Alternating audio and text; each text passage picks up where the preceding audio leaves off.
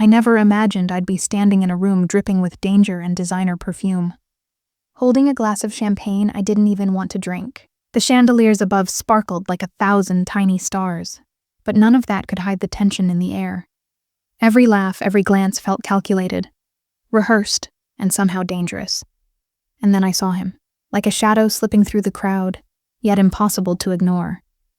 The Mafia boss, tall, sharp-suited, his presence cutting through the chatter like a knife. I tried to look away, tried to act like I belonged, but my pulse had already betrayed me. I had come with my friend, hoping for a night of distraction. But this place wasn't for ordinary people. It smelled like power, money, and danger, and I had a front row seat. People whispered his name under their breath, almost afraid to breathe too loud. My friend nudged me, her eyes wide with nervous excitement. "Rena, that's him," she whispered. I nodded, my hands gripping the glass tighter than I realized. He moved with a kind of quiet authority, like a predator in a jungle where everyone else was prey. And yet, there was something magnetic about him, something that made my stomach twist in a way I didn't want to admit. Then it happened. A rival of my friend's accidentally spilled her drink. A careless smirk painting his arrogant face. My friend froze, mortified. The room stilled, everyone watching, waiting for someone to react. I didn't think. I acted. I snatched my own drink and threw it straight at the Mafia boss. Champagne splashed across his expensive suit. My heart slammed against my ribs, every second stretching into eternity. Silence swallowed the room. Everyone froze, and then he smirked. "Interesting," he said, his voice low, like velvet mixed with steel. He leaned closer, so close I could feel the warmth radiating from him, and whispered, "You're dangerous." I like that. My knees went weak. Heat surged through me. Not just embarrassment, but something else. Something forbidden. His eyes held mine with that terrifying mix of amusement and intensity. I wanted to hate him. I wanted to run. But instead, I stayed rooted, trembling with a mix of fear, and something I couldn't name. He didn't yell. He didn't call security. He just studied me, like I was a puzzle he wanted to solve, a flame he wanted to play with. My friend tugged at my arm, her whisper harsh in my ear. "Rena, let's go." But I couldn't move. My gaze refused to leave his. For a moment, the world around us disappeared. There was only him, that smirk, and the tension that hummed in the air like electricity. I realized something terrifying. I wanted him to notice me, to challenge me, even as every instinct screamed that I shouldn't. Then he turned, leaving the room with the same effortless authority that had made everyone else cower a little. People whispered, trying to make sense of what had just happened. But I barely heard them. My mind was stuck on those words, repeated over and over like a mantra. "You're dangerous." I like that. I had no idea what I'd just stepped into. No idea how much this single act of defiance had changed everything. But one thing was certain. I wasn't going anywhere. Not yet, because somehow against all logic, I wanted more. The morning after the party, I could still feel the heat of his gaze on me, like it had burned a mark into my skin. My friend didn't stop talking, half in panic, half in awe, about what I'd done. "Rena, you can't just throw drinks at Mafia bosses. Do you know who he is?" she hissed, pacing across my tiny apartment. "I know exactly who he is," I said, more to myself than to her. My hands shook slightly as I poured coffee, trying to convince myself that my heart wasn't still racing. But deep down, I knew that what had started as defiance had morphed into something else entirely. Something dangerous. Something thrilling. By noon, my phone buzzed. An unknown number flashed on the screen. I hesitated, then answered. "Rena," a deep, measured voice said. "Interesting choice last night." I froze. His voice, smooth, calm, but carrying a weight that made my chest tighten. I wanted to hang up, to run, to never answer again, but I couldn't. Something inside me made me stay on the line. "What do you want?" I managed to ask, trying to sound braver than I felt. "Just to see if you're as bold in the light as you were in the dark," he said. There was a pause, almost teasing, before he added, "Don't worry, I won't forget." My stomach twisted. Bold, dangerous. Those words, his approval, lingered in my mind longer than they should have. For the rest of the day, I couldn't focus. Every little noise made me jump. Every knock at the door made my pulse spike. And yet, There was a part of me that craved it. The risk, the uncertainty, the thrilling knowledge that he had noticed me, that I had left an impression on a man who could crush me with a single word. By evening, my friend had convinced me to take a walk to clear my head. The streets were quiet, the city lights flickering off the wet pavement. I tried to shake off the lingering tension, telling myself this was a dangerous fantasy. And then I saw him. He emerged from the shadows as if he had been waiting for me, his presence dominating the narrow street. My breath caught. "You," I whispered, half in surprise, half in disbelief. "You," he corrected, his smirk playing at the corners of his mouth. I wanted to see if you'd really throw another drink at me if given the chance. I wanted to snap at him, to tell him he had no right to appear out of nowhere. But the words caught in my throat. Instead, I glared, the familiar thrill of danger mixing with something much more intimate. "You're lucky I only did it once," I said, trying to sound firm. He laughed softly, a low sound that made my stomach flutter. "I like lucky women," he said, stepping closer. His presence was intoxicating, like standing near a fire you knew could burn you. For a moment, the world narrowed to just the two of us. The air crackled with tension, unspoken words, and forbidden attraction.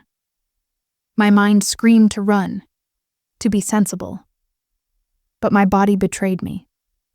I wanted to see how far this could go, wanted to test the magnetic pull between us. Then he turned, disappearing into the shadows as silently as he had appeared, leaving me trembling, frustrated, and exhilarated all at once. I knew this wasn't over. Not by a long shot. And in the quiet of that night, one thought dominated my mind. I had no idea how dangerous he truly was, or how dangerously I wanted him. I couldn't stop replaying his words in my head. "You're dangerous." I like that. Every time I thought about them, my pulse quickened. My stomach fluttered. There was no denying it. I had crossed into his world, a place I had no business being, and yet, somehow, I couldn't pull away.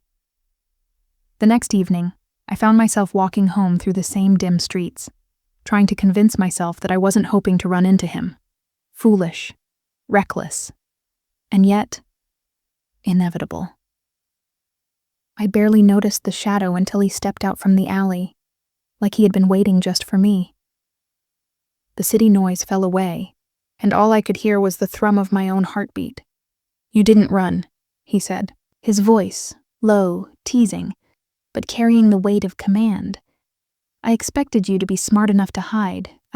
I was just taking a walk," I replied, my voice steadier than I felt. He smirked, taking a step closer, the scent of his cologne mixing with the night air, making my knees weak. "A walk?" He tilted his head, eyes glinting. Dangerous, unpredictable, bold, his lips curved. Exactly my kind of woman. I swallowed hard, trying not to let my fascination show. "Bold?" I asked, half in disbelief, half in defiance. "Yes," he said, leaning in so close I could feel his breath. "Bold enough to throw a drink in my face, bold enough to survive in my world, maybe even bold enough to intrigue me." My pulse raced. Intrigue. I had never been complimented like that before, and yet there was an edge to it, a warning wrapped in desire. It sent shivers down my spine. I wanted to hate him. I wanted to push him away, but I couldn't move. My legs felt rooted to the pavement, caught in some magnetic force I didn't understand. He circled me slowly, his gaze tracing every line of my face, like he was memorizing me. "Most people fear me," he murmured. "But you excite me." Excite him?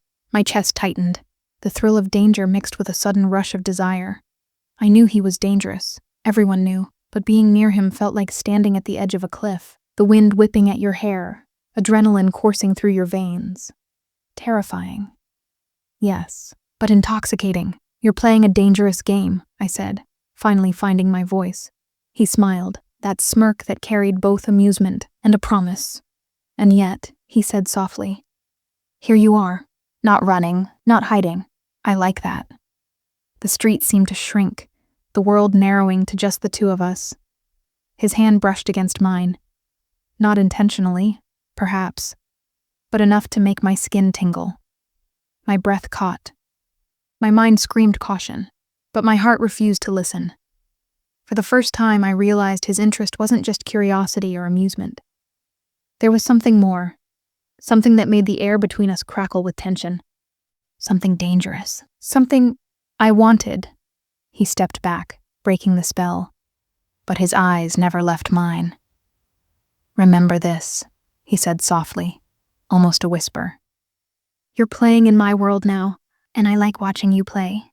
Then he turned, melting into the shadows, leaving me trembling, breathless, and entirely captivated. I wanted to hate him.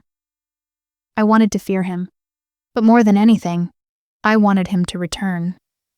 And in that moment, I understood the truth. I wasn't just drawn to him. I was caught. The next morning, I woke with the memory of him pressed against my mind like a shadow I couldn't shake. Every word, every smirk, every whispered, "You're dangerous. I like that." It played on repeat. I tried to convince myself it was just the thrill of the night, the intoxication of danger. But deep down, I knew it was more than that. At work, or rather the small, quiet office I called my safe space, my friend kept shooting me worried glances. "Rena," she whispered, "you need to be careful. People are talking about last night." I groaned, pinching the bridge of my nose. "I know, okay? I can't stop thinking about him. And I hate it." "You don't hate it," she said sharply. "You like it. You like that he noticed you. You like that he—" "Stop!" I snapped. But even as I said it, I couldn't deny her words. I did like it, and it scared me. By the afternoon, the whispers had reached me. The kind of whispers that make you aware every eye is on you, every subtle glance. A judgment, and I knew why. The Mafia boss had left his mark. Not physically, but in the tension he stirred in every room he entered. People were intrigued, terrified, and dangerously curious about me now. I felt it the moment I stepped outside for air. A shadow moved across the street. Deliberate, unhurried. My heart skipped, my pulse jumped, and there he was, leaning casually against the lamppost, like he had all the time in the world. His gaze found mine instantly, sharp and piercing. And yet, that same smirk tugged at the corners of his lips. "You're popular," he said, stepping closer, his voice calm, measured, but with that magnetic edge that made my stomach twist. "I see people talking, watching, judging. I don't care what they think," I said quickly, trying to hide the flutter in my chest. He laughed softly. A low, rich sound that seemed to vibrate against my skin. "You care more than you let on," he murmured. "You're curious. And brave. Dangerous even," I wanted to argue. Wanted to tell him he had no right to analyze me like this. But I couldn't. There was a pull I couldn't resist. A tension that made the air feel thick and charged. I realized with an uncomfortable thrill that he had this power over me, the ability to make me tremble with just a look, a word, a breath.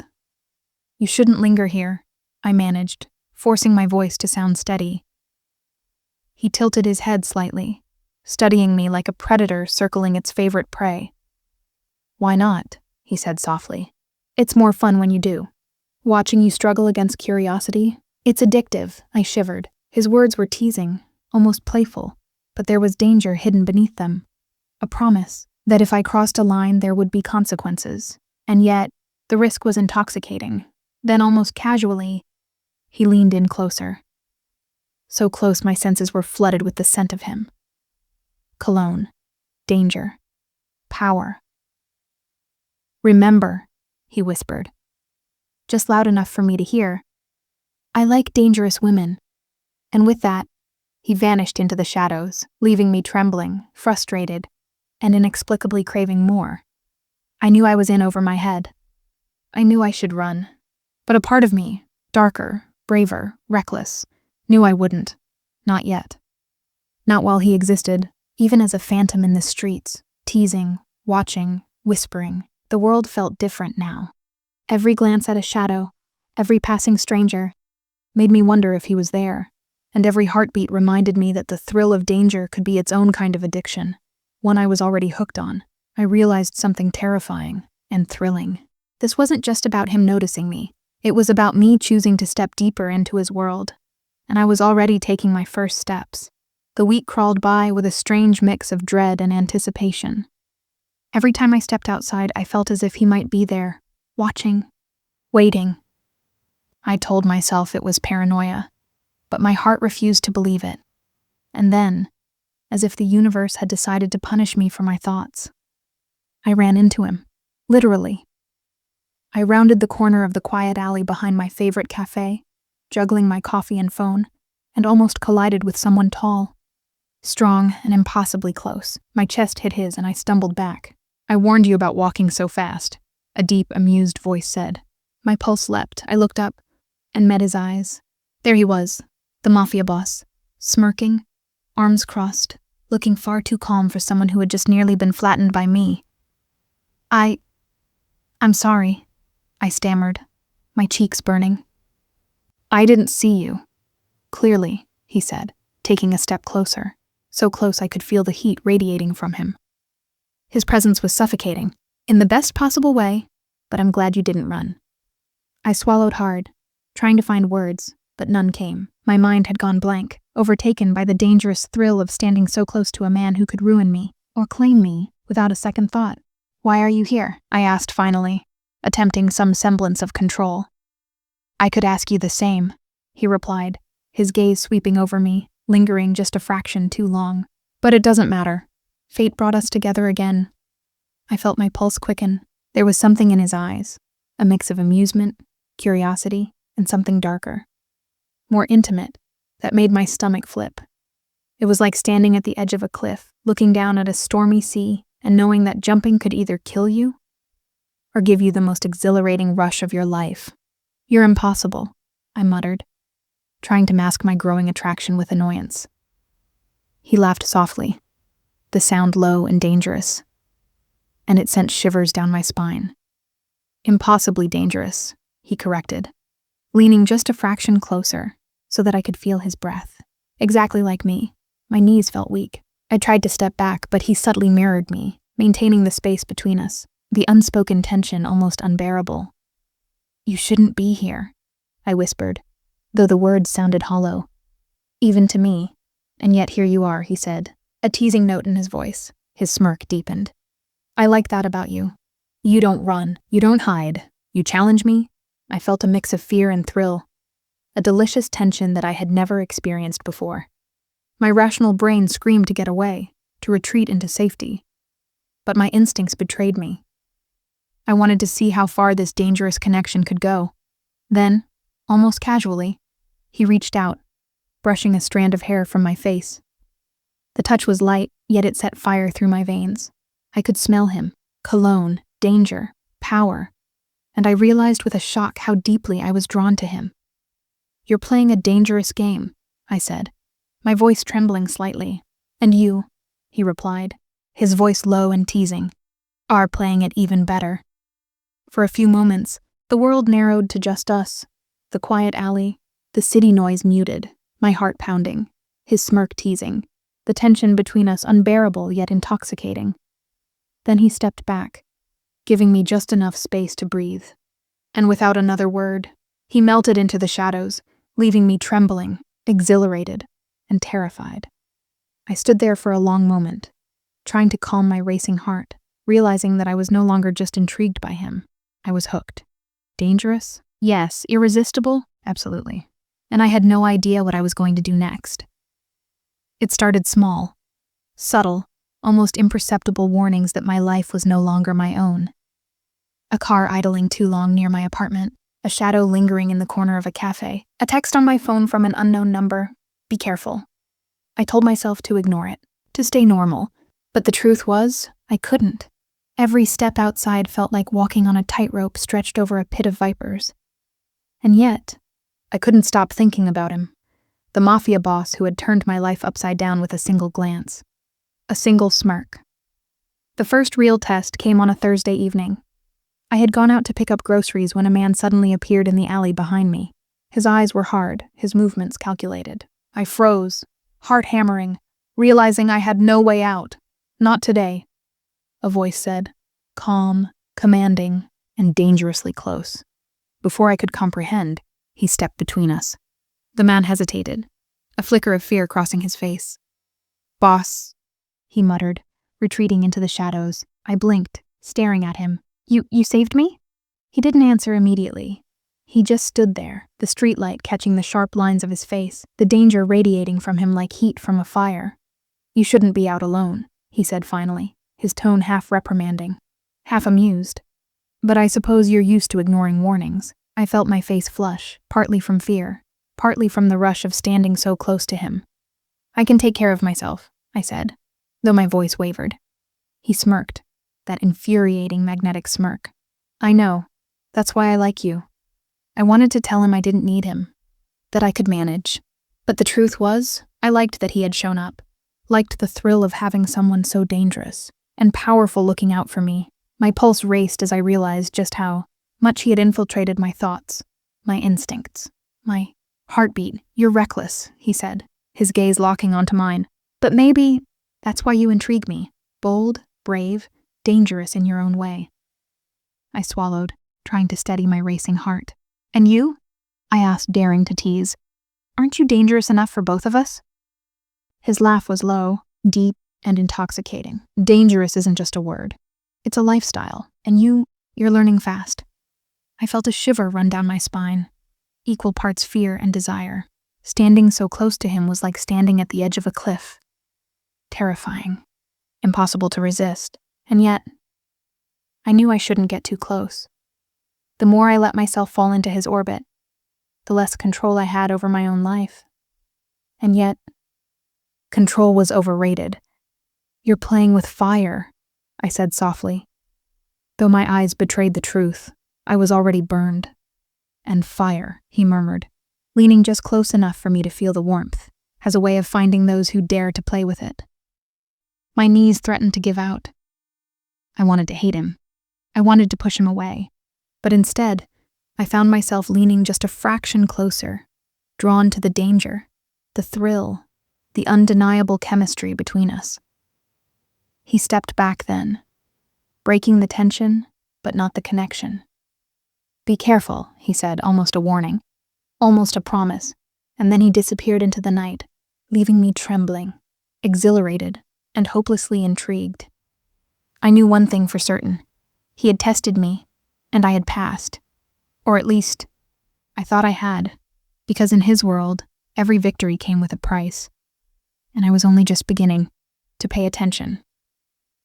Days passed, but I couldn't shake him from my mind. Every time I closed my eyes, I saw that smirk, felt the brush of his presence, heard the low drawl of his voice whispering in my ear. You're dangerous. I like that. I tried to tell myself it was just infatuation, that I was drawn to the danger, to the thrill, and nothing more. But every time I replayed our encounters, the alleyway, the street, the whispered words, my chest tightened, my pulse spiked, and a strange warmth spread through me that I couldn't explain. I found myself questioning everything. Why was I drawn to a man who could destroy me in an instant? Why did the thought of him watching over me excite me? As much as it terrified me, it wasn't just desire. It was admiration, respect, fear, and something dangerously close to love. I caught myself daydreaming at work, imagining what it would be like if he were near me, not as a boss, not as a predator, but as someone who saw me, who understood me, and yet, I knew better. That world wasn't meant for me. It was filled with power, crime, and secrets that could swallow me whole. Still, I couldn't help but crave his attention, his presence, the dangerous thrill of being in his orbit. I realized that I was living on the edge, dancing with fire, and part of me loved it. Part of me wanted him to notice every little defiance, every little spark of courage. Then there was the fear, the knowledge that a single misstep could ruin everything, that one wrong move, one reckless choice, and I could end up as just another casualty in his dangerous world. And yet, every time I thought about stepping back, I felt a strange pull forward, as if the danger itself was an irresistible magnet. I couldn't explain it. I couldn't rationalize it, and that terrified me more than anything. The next encounter only complicated things further. I was leaving a late-night cafe when I felt that familiar shadow fall across my path. My heart skipped. He was there, casually leaning against the doorframe, his eyes locking onto mine like he could see right through me. You've been thinking about me, he said, voice low, teasing yet commanding. Admit it, I swallowed, trying to play it cool. I don't know what you mean. His smirk deepened. Don't lie to me. You've been replaying our little games in your mind, haven't you? Heat rushed to my cheeks. He was right. Every daring step, every brush of his presence, every whispered word. I couldn't stop thinking about it. And if I have? I asked, trying to sound defiant, even though my pulse betrayed me. Then you're dangerously like me, he murmured, stepping just close enough for me to feel the warmth radiating from him. Curious, bold, reckless, and I like it. I wanted to step back, to put distance between us. But I didn't. I couldn't. And for the first time, I realized the terrifying truth. I wanted him to notice me. I wanted him to push me, to challenge me, to draw me into his world. And yet I was terrified. Terrified of the power he held. Terrified of what I was becoming. And terrified that my heart might already be lost. He leaned in, close enough that I could feel the brush of his shoulder. You're mine, he whispered. Almost a promise, almost a threat. And then he was gone, leaving me trembling, heart racing, mind spinning. I knew I was trapped, caught between fear and desire, between survival and surrender. And as I walked home, the city lights blurring around me, I realized that I didn't want to escape, not yet, because for all the danger, all the uncertainty, all the fear, I was falling. It was a rainy evening, the kind of night where the streets glistened like black glass and shadows hid secrets at every corner. I should have stayed home. I should have been careful. But something inside me, reckless, defiant, made me step out anyway. I hadn't gone far when I felt it, a presence behind me, silent, deliberate. My pulse spiked and I quickened my pace. The click of heels echoed ominously, and I realized I was being followed. Panic surged. I ducked into a narrow alley, my mind racing. I had no phone service, no way to call for help. Whoever was behind me was getting closer, and I could feel their intent. Malicious, predatory. Stop. A voice called from the shadows. I froze. My heart skipped. It wasn't the threat. I knew that voice anywhere. He stepped into the dim light, coat damp from the rain, eyes sharp and alert. The Mafia boss. Are you out of your mind? He growled, scanning the alley. You could have been killed. Before I could answer, a man lunged at me from the shadows. My scream caught in my throat, but he was faster. In a blur of motion, the boss intercepted, his hands moving with deadly precision. I watched, breathless, as he disarmed the threat in seconds. Every movement fluid, lethal. You okay? He asked, voice low, intense, eyes locked on mine. I swallowed hard, shaking. I think so. He stepped closer, brushing rain-soaked hair from my face. His gaze held mine, fierce and unwavering. You're reckless, he said, a dangerous smirk tugging at his lips. But I suppose that's why you intrigue me. I wanted to pull back, to scold him for putting himself in danger for me, but the words caught in my throat. Instead, I stared at him, feeling a flush creeping up my neck. My body betrayed me. The rapid heartbeat, the heat rushing through my veins, the way his proximity made my chest tighten. You shouldn't be out alone, he murmured, voice low, almost intimate. Not in my city, not in my world. I can handle myself, I said, trying to sound defiant, but my voice wavered. He tilted his head, studying me. Maybe, but that doesn't mean I'll let you face danger without me watching. I felt a shiver run down my spine, part fear, part something else. Something thrilling, intoxicating. Every word, every look, every subtle movement between us sent electricity through my body. He reached out, lightly brushing my shoulder, and I gasped. The touch was brief, but enough to make my skin tingle, to make my pulse hammer. I realized then that I was completely captivated by him, utterly entangled in this dangerous game we were playing. You're impossible, I whispered, half in frustration, half in awe. And yet, you're drawn to it, he replied, smirk curling his lips. The danger, the thrill, me? Admit it. I wanted to argue, to deny it, but I couldn't. The truth hovered in the air between us, undeniable, electric, impossible to ignore. He stepped back slightly, giving me just enough space to breathe, though the tension didn't dissipate. Remember this, he said, voice low, almost a whisper meant only for me. I like dangerous women, and you're one of a kind.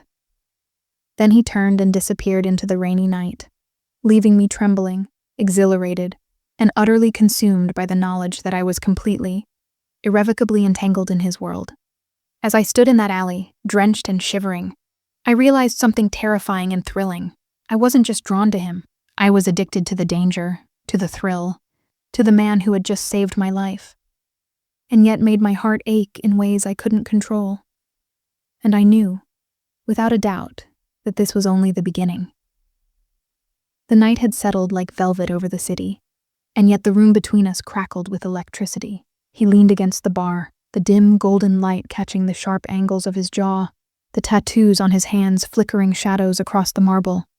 I could feel his eyes on me, assessing, calculating, as if each glance weighed my every thought. "Do you always act before you think?" His voice was smooth, deliberate, teasing, and it carried the kind of confidence that could make a person forget how to breathe. I tilted my chin, keeping my voice steady, though my pulse thumped a little too fast. "Only when the situation calls for it." He smirked, and I suppose throwing champagne at me qualifies as strategy? I matched his smirk, daring him with my gaze. It was the only reasonable response at the time. A laugh, low and amused, rolled from his chest. The kind of laugh that didn't just fill a room. It filled the air around you, heavy, intoxicating. And yet, beneath that arrogance, I sensed something quieter, something vulnerable, the hint of a man who had learned to hide his truths behind control. We circled each other with words as weapons, verbal sparring that left both of us simultaneously cautious and exhilarated. Every clever remark, every deflected compliment, every teasing jab created a rhythm between us, a dance neither of us could abandon. "You have a sharp tongue," he admitted finally, leaning just close enough that the faint scent of his cologne brushed against me. Cedar, leather, and something dark I couldn't name. "I almost admire it." "Almost?" I countered, stepping a fraction closer, feeling the heat in my cheeks. "Or just enough to be dangerous?" He tilted his head, eyes narrowing playfully. "You understand danger better than most. Perhaps too well." There was a pause then, charged, as if the room had contracted around the two of us. His usual calm dominance softened for a moment, revealing a flicker of honesty I hadn't expected. He wasn't just testing me, he was revealing pieces of himself, fragments hidden behind reputation and power. I wanted to reach out, to touch the edge of that vulnerability, to see if the man beneath the Mafia armor was as real as the one whose smirk had haunted my dreams. And I caught myself noticing details I shouldn't have. The faint scar near his collarbone, the way his fingers flexed lightly, the intensity of his gaze when he studied me. "You're bold," he whispered, stepping even closer, close enough that I could feel the faint brush of his chest against mine. The heat radiating from him was undeniable, an almost physical pull, and I like it. A shiver ran through me, not from fear, but from the thrill of being seen, fully, and perhaps from the knowledge that I, too, was dangerously drawn to him. For a moment, the verbal sparring paused, replaced by unspoken communication.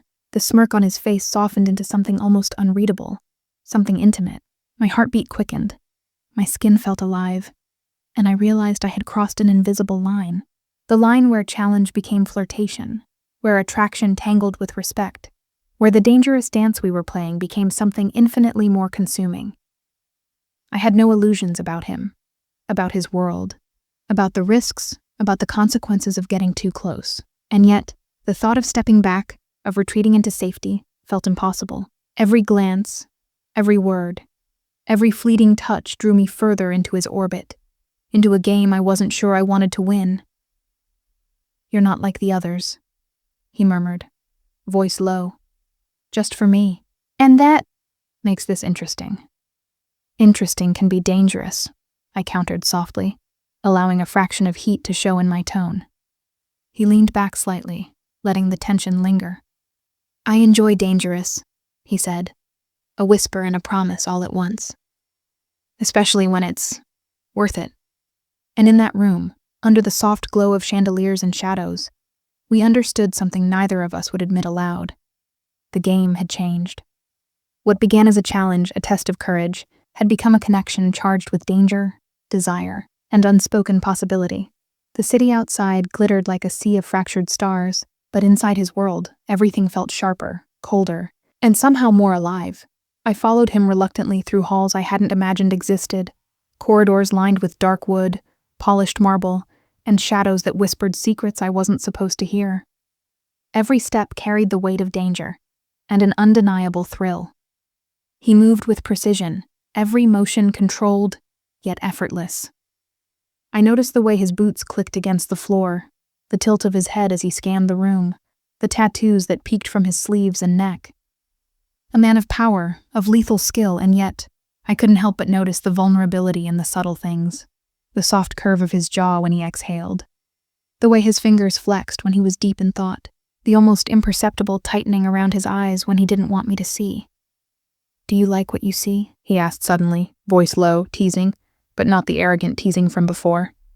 There was something softer beneath it, a test wrapped in challenge. I hesitated. "It's different from anything I expected." He smiled faintly, corner of his lips turning upward. "Different can be dangerous. Different can be intoxicating," I swallowed, and I realized then that he had drawn a line I had no intention of crossing back from. Every luxury I walked past, his collection of rare watches, the crystal decanters filled with amber spirits, the art that cost more than I'd ever seen in a lifetime, was laced with tension. And every glance he gave me felt like a spark that could ignite a fire I wasn't sure I wanted. "Curious?" he asked again, a hint of amusement in his voice. "Or afraid. I'm cautious," I said, steadying my tone, though my heart betrayed me. "And maybe a little curious." He let out a low chuckle, brushing past me in a way that left his jacket whispering against my arm. My breath caught, not from fear but from the proximity, from the heat radiating off him. He knew exactly the effect he had, and yet he didn't stop. He was a storm I couldn't predict, and I was dangerously close to being swept up in it. "Careful," he murmured, leaning just close enough that his cologne brushed against me. Cedar, leather, and something dark, thrilling. Getting too close can be risky. I laughed softly, nerves and adrenaline mingling. Maybe I like risky. His eyes, dark and fathomless, lingered on me, studying, calculating, assessing. And I felt it. An undeniable pull between us, magnetic and impossible to resist. The line between curiosity and danger blurred, and I realized I had crossed into forbidden territory without even meaning to. He guided me to a balcony overlooking the city, the night alive with neon and distant sirens. I pressed my hands against the cool railing, trying to steady my racing heart. "You see this world," he said quietly, voice almost intimate. "But you don't belong here." "Not really. Yet you keep stepping closer." I met his gaze. "Maybe I want to understand it. You." A flicker of something raw passed over his face. Something human. Something I wasn't expecting. And in that moment, I understood that the man I thought I knew, the untouchable, dangerous Mafia boss, was more complicated than the legends whispered in the streets. He had cracks, shadows, and I could feel the weight of them. "You shouldn't be here," he said finally, a warning softened with a hint of something else, desire perhaps, or maybe recognition that the thrill of danger was mutual. "And yet I am," I replied, voice low, "and I'm not leaving." He studied me, and I felt him weighing not just my courage but my intentions, my desires. And somewhere between his admiration and my fascination, a line was drawn, thin, invisible, but charged with electricity. "You're playing a dangerous game," he said, stepping closer, until I could feel the warmth of his body near mine. "Do you even understand the rules?" "I think I understand enough," I whispered, heart pounding, voice almost a challenge of its own. His smirk was soft this time, almost a promise. "Then let's see how far curiosity can take us." And I knew, as the night wrapped around us, that I had stepped fully into his world. Luxury, danger, secrets, and the magnetic pull of a man who was every bit as lethal as he was captivating. The rain had started again, soft and rhythmic, drumming lightly against the windows of the penthouse. Inside, the world felt suspended between danger and desire, every shadow amplified by the golden glow of the chandeliers. He was near, closer than I'd expected, and I could feel the pull between us like an invisible current. He didn't speak at first, just watched me with those dark, unreadable eyes. Every movement I made seemed to echo, every breath measured, and then, without warning, he stepped closer, the heat from his body pressing against mine, just enough to make me aware of every nerve ending. "You should be careful," he murmured, voice low, almost a growl. "You're tempting fate." I tilted my chin, holding his gaze, trying to steady the flurry of emotion inside me. "And you're tempting me," I whispered back daringly. A slow, dangerous smirk curved across his lips. "Do you even realize what that means?" I shivered, not from fear, but from the thrill of standing on the edge with him. His hand brushed a strand of hair from my face, gentle but deliberate, lingering a moment longer than necessary. I felt the warmth of his touch spread through me, igniting a fire I hadn't expected. "Every step closer," he said softly, "is a choice, and choices have consequences." I could hear the tension in his voice, the unspoken challenge behind each word. My heartbeat raced, matching the rhythm of the storm outside, and I realized we were teetering on the line between restraint and surrender. The air around us thickened, charged with desire we both knew was dangerous. He leaned in, just enough that I could feel his breath on my cheek. The faint scent of cedar, leather, and something darker wrapped around me, intoxicating and impossible to ignore. My hands itched to touch him, to bridge the space that still remained, but I hesitated, acutely aware of the risks. "You know this is reckless," I said, voice barely audible. "And yet, irresistible," he countered, a whisper that sent a shiver down my spine. For a heartbeat, time seemed to stop. His gaze held mine, intense and unflinching, and I realized that the world beyond this room didn't exist. There was only him, me, and the electric tension that had been building for hours, days, a lifetime. Our faces were inches apart, breaths mingling, hearts racing in sync. I felt his hand graze my arm, light, teasing, sending sparks across my skin. And in that moment I understood. The danger wasn't just in his world. It was in letting myself feel, letting myself want him. I took a step closer, closing the final fraction of distance, and for a fleeting second, our lips almost met. The near kiss hung between us like a promise, a question neither of us dared to answer. Every nerve in my body screamed, every instinct told me to pull back. Yet I couldn't. I was tethered to him, bound by fascination, by danger, by the thrill of being seen so completely. He drew back just enough to smile, that same dangerous, knowing smile that had haunted me from the beginning. "This," he said softly, brushing his fingers lightly against mine, "is the part where caution becomes meaningless." I exhaled shakily, feeling the heat of the moment linger long after he stepped back. The intimacy wasn't about words or actions. It was about the awareness, the unspoken understanding that we were both willingly walking toward something we couldn't control. "You're different," he murmured, voice low, almost reverent, "and I don't think I've ever wanted someone like this before." "Different can be dangerous," I replied, matching the quiet intensity in his gaze. "And dangerous can be thrilling."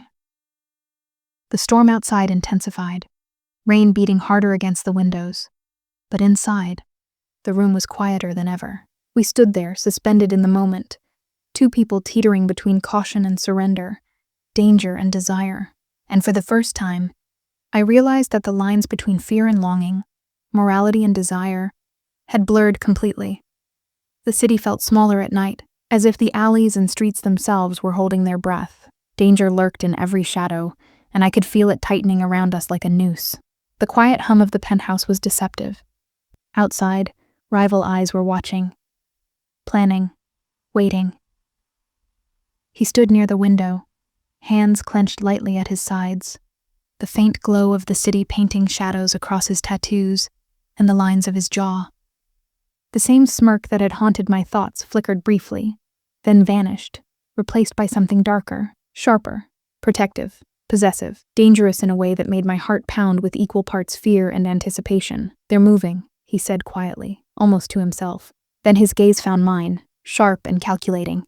"They know where you are." I froze, the weight of the words pressing into me. Threats had always been part of his world, but now, it felt personal. My breath hitched, not from fear alone, but from the undeniable closeness of him. The air between us was thick, charged, almost electric. "Are you worried?" I asked softly, my voice trembling just enough to betray myself. He stepped closer, so close I could feel the warmth of his chest against mine.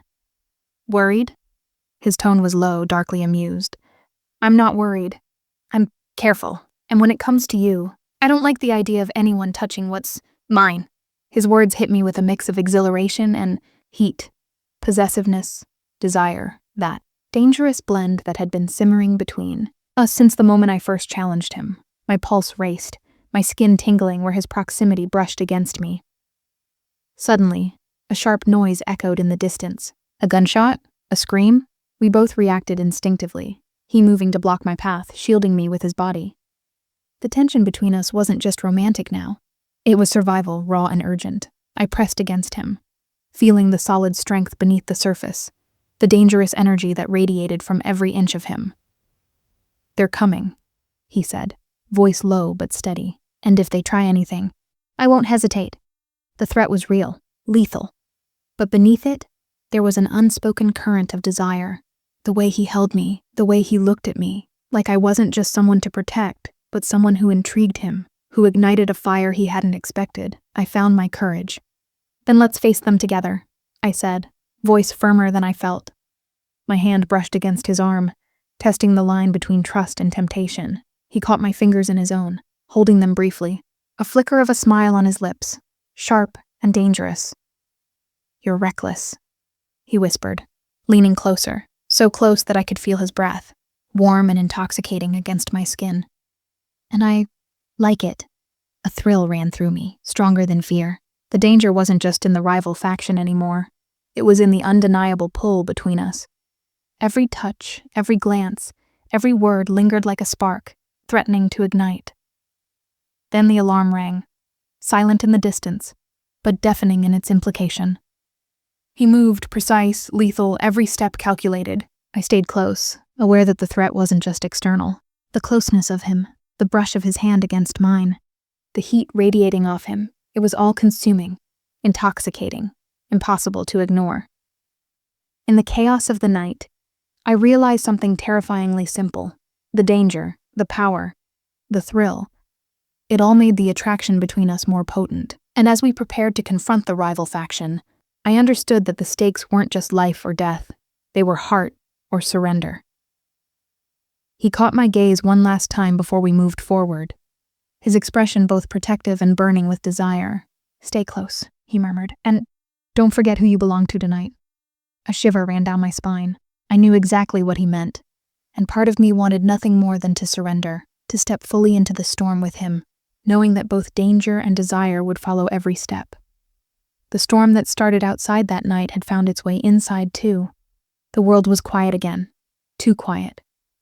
The kind of silence that hides secrets behind every breath. He stood at the edge of the balcony, cigarette glowing faintly between his fingers, smoke curling like memories he couldn't bury. For the first time, he didn't look like the man who owned the city. He looked haunted. I watched him from the doorway, uncertain if stepping closer would break the fragile peace hanging in the air. The man I'd seen command rooms with a single glance now seemed lost in the weight of something deeper. Something I wasn't supposed to see. "You're staring," he said quietly, not turning around. "Maybe I'm trying to understand," I replied. He chuckled softly, a hollow sound. "Understand what?" "The man who pretends not to feel anything," I said, "but clearly does." He turned then, slowly. The city lights caught the edge of his eyes, and for a heartbeat, I saw what he'd been hiding. Pain, guilt, the heavy cost of surviving in a world that doesn't forgive weakness. "You think I chose this life?" he asked, stepping closer. "You think anyone chooses to become the monster everyone fears?" The words cut through the air like glass. I could see the truth behind them, the exhaustion, the isolation. For the first time, I realized how lonely power really was. He leaned against the table, his voice low, more confession than defense. "My father ran the city before me. I watched him die for it. I told myself I'd do better, cleaner, smarter. But every choice just built another wall." He paused, eyes locking on mine. "And then you walked in, with your coffee and that look that said you weren't afraid. You reminded me what it felt like to be human." My breath caught. There it was, the crack in the armor. The reason he'd smirked that first night wasn't arrogance. It was disbelief, that someone dared to face him without fear. I took a step forward, close enough to feel the warmth radiating off him. "You're not a monster," I said softly. "You're a man trying to remember what it means not to be one." For a moment, neither of us moved. The city lights painted us in golden shadow. His hand brushed mine. Just a touch, uncertain, testing.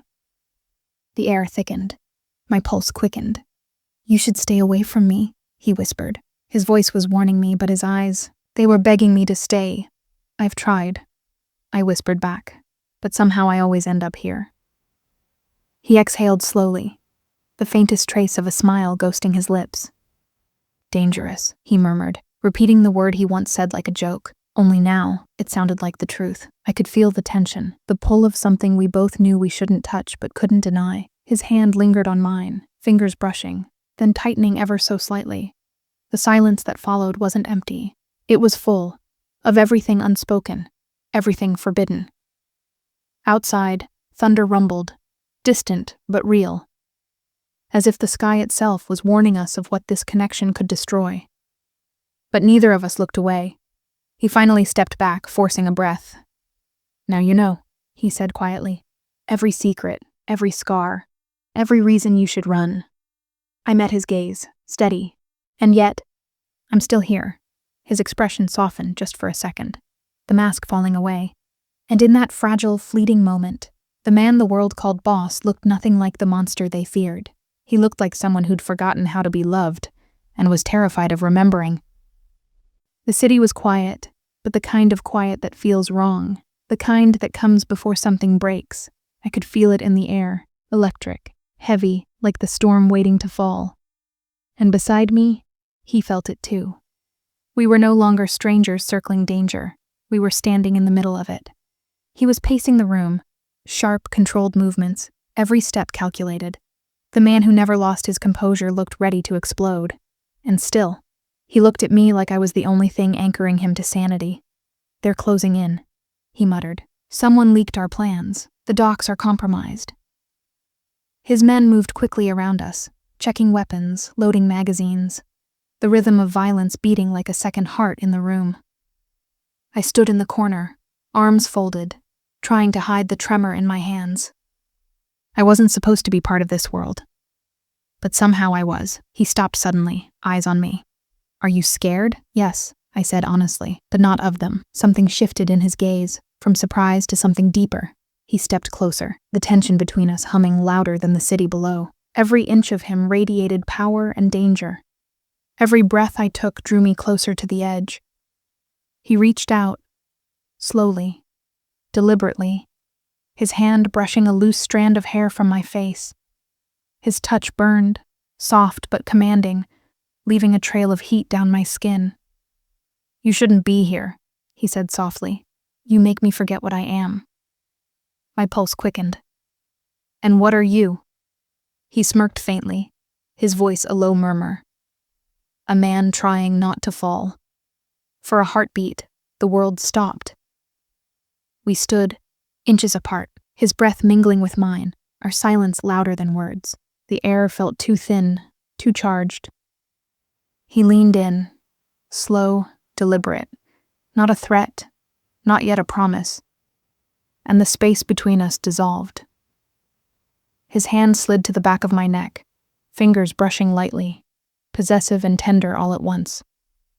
I could feel the conflict in his touch, the pull of control against the need to surrender. Then, a sharp sound shattered the moment. A window cracked. A shot rang out. He moved instantly, pulling me down, shielding me with his body as glass rained over us.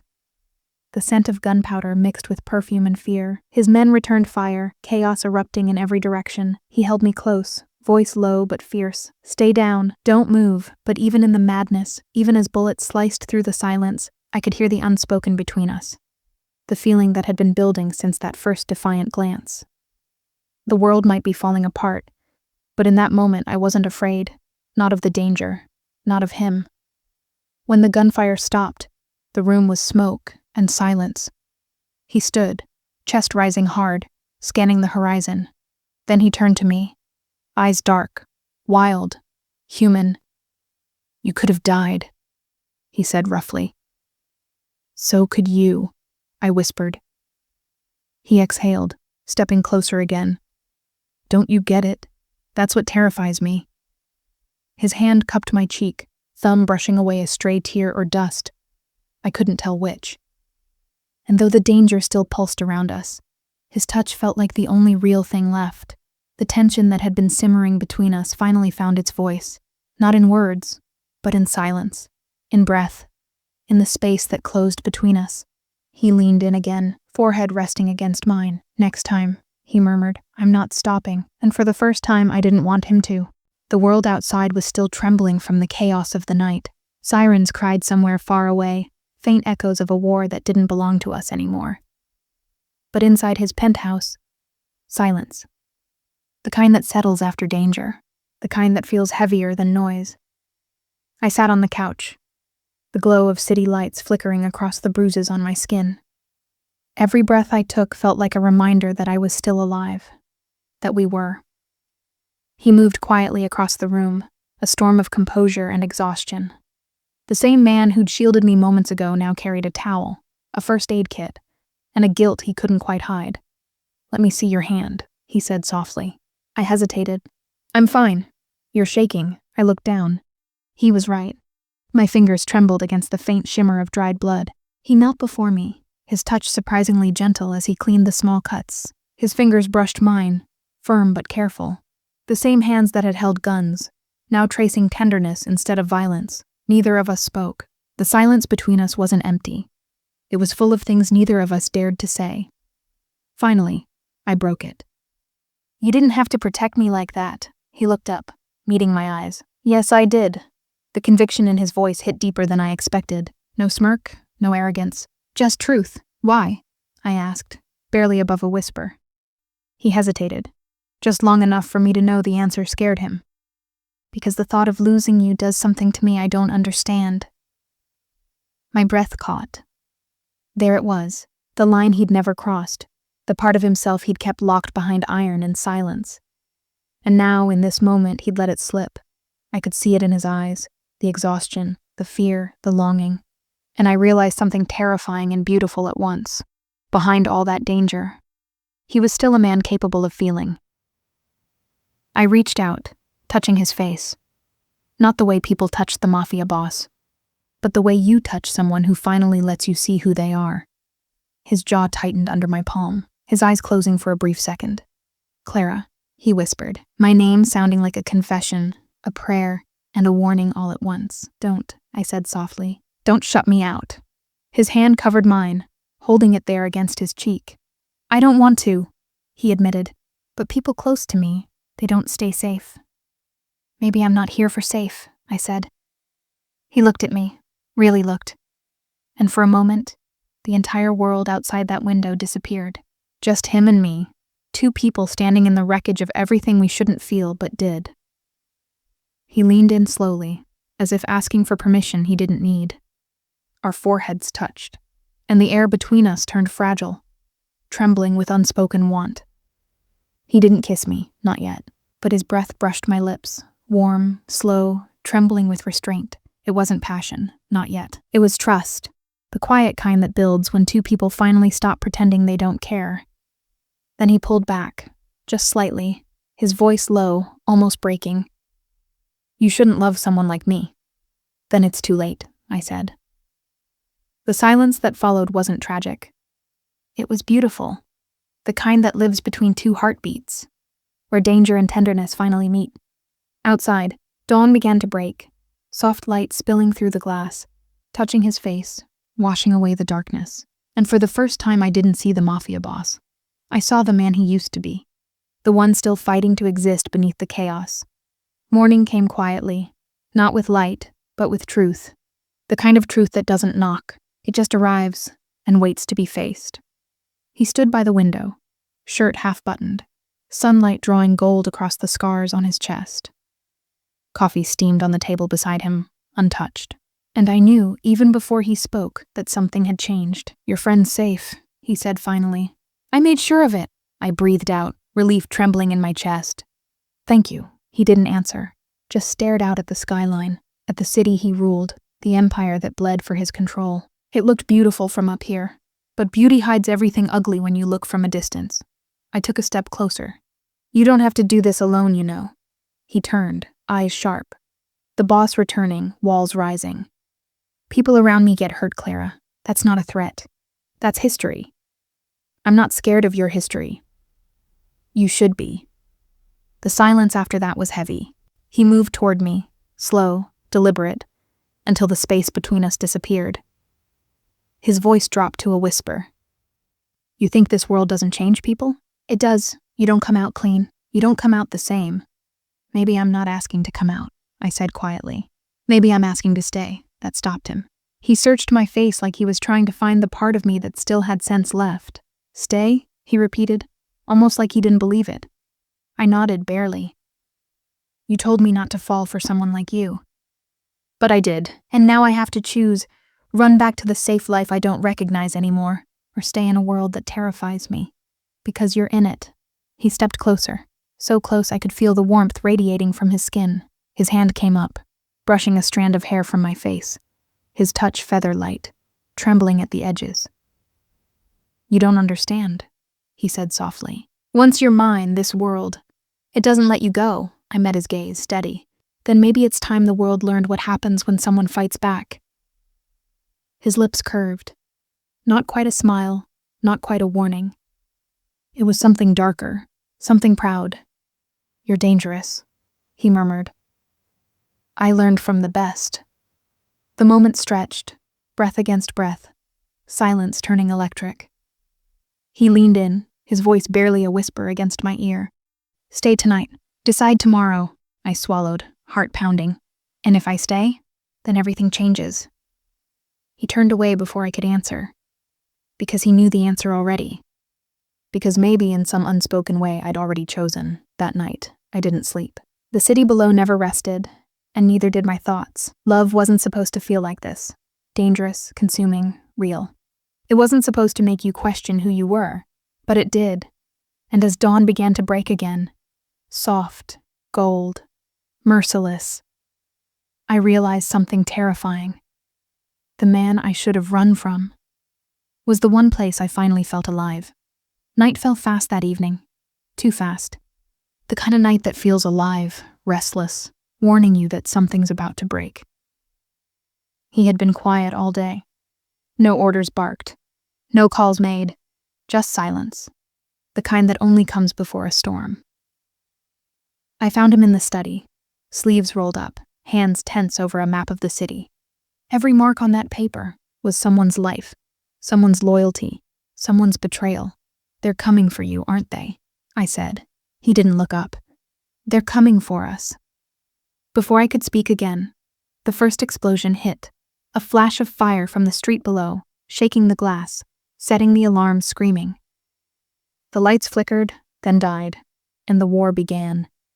He grabbed his gun, eyes blazing with a calm that was almost terrifying. Stay behind me, he ordered, but I didn't. I couldn't. We moved through the mansion like shadows, gunfire echoing through marble halls, men shouting commands, the smell of smoke thickening. In the chaos, someone lunged at him, a rival soldier, face twisted with hate. Before he could fire, I grabbed the nearest vase, heavy crystal, and slammed it into the man's shoulder. He fell, the gun clattering across the floor. He turned toward me, shock flickering into pride. I told you to stay behind, he said. I met his stare, breathless. You told me to be brave. He smirked. That same dangerous smirk that started everything. Remind me never to underestimate you again. Another explosion shook the ground. The air filled with smoke and sirens. We ran, shoulder to shoulder, down the long corridor toward the east exit. When we reached the courtyard, half the world was burning. His men were outnumbered, fighting like wolves cornered. And then I saw him, the rival boss, the same one who had mocked my friend that night in the club. He pointed a gun straight at us. The world slowed. A single shot rang out. But not his. Ours.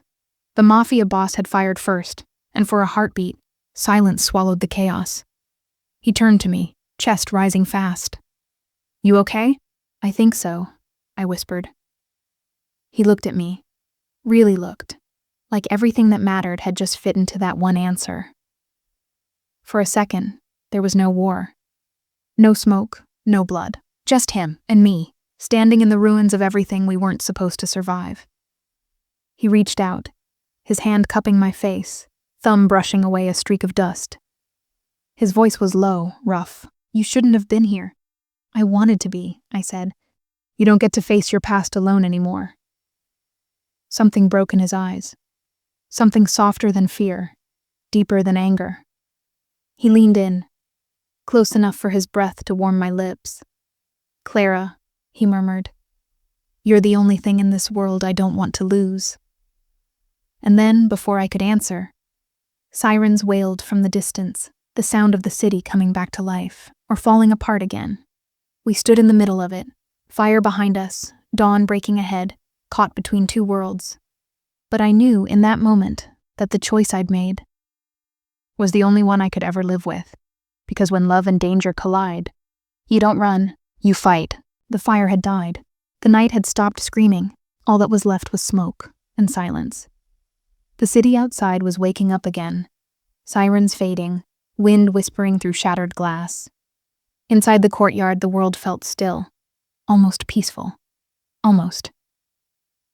He stood there, the Mafia boss, no longer the untouchable king of the underworld, but a man, breathing, bleeding, alive. I walked toward him slowly. My heels echoed against the broken stone, a rhythm between the chaos and the calm. He turned, eyes finding mine through the dim light. For a moment, neither of us said anything. The space between us burned hotter than the fires we'd just survived. You shouldn't have followed me, he said, voice low, rough around the edges. His shirt was torn, his skin marked by the night's war, but his gaze, still sharp, still dangerous. I stepped closer.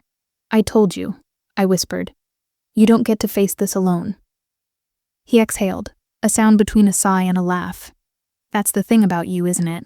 You never listen, I smiled faintly. And you never learn. For a heartbeat, the world stopped. The distance between us vanished. His hand brushed against mine, slow, deliberate. It wasn't a command. It wasn't a promise. It was a confession, without words. He tilted his head, eyes tracing my face like he was memorizing it, every scar, every spark. You risked your life tonight, he said. For me, I met his gaze, steady. I didn't risk it, I said softly. I chose it. Something changed in his expression then. The control cracked. The armor slipped. He reached out, fingers brushing the side of my face, tucking a strand of hair behind my ear. That simple touch felt like the most dangerous thing in the world. You don't belong in my world, he whispered. It'll burn you. I leaned closer, voice barely a breath. Maybe I'm fireproof. He froze. And then slowly that same smirk curved on his lips.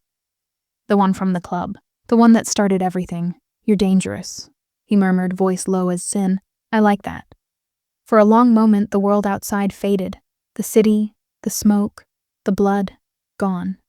All that remained was the warmth of his hand, the taste of rain in the air, and the quiet understanding that neither of us could go back. He pulled me closer, not like a king claiming his prize, but like a man holding on to the only truth left standing. And in that silence, under the faintest dawn, I realized something. He wasn't the danger anymore. We were, because when two people stop running from who they are, that's when the world really starts to tremble. He was supposed to be untouchable, and I was supposed to walk away, but somehow, between chaos and calm, we found something worth burning for. He thought I was just another face in the crowd, but in the end, I was the one who rewrote his story. If you felt their fire, their danger, their truth, subscribe now.